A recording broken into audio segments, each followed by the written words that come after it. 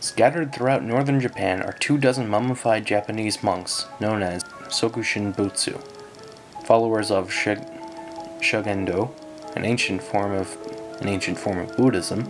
The monks died in the ultimate act of self-denial. For 3 years, the priests would eat a special diet consisting only of nuts and seeds, while taking part in a regimen of rigorous physical activity that stripped them of their body fat.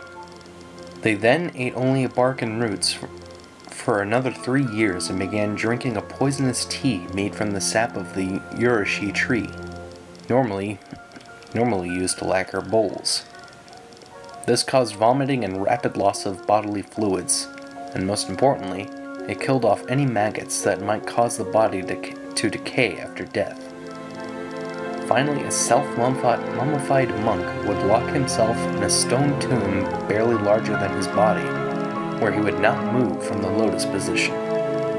His only connection to the outside world was an air tube and a bell.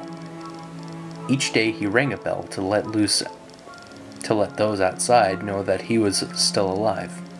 When the bell stopped ringing, the tube was removed and the tomb was sealed. Not all monks who attempted self-mummification were successful. When the tombs were finally opened, some bodies were found to have rotted. These monks were resealed in their tombs. They were respected for their endurance, but they were not worshipped.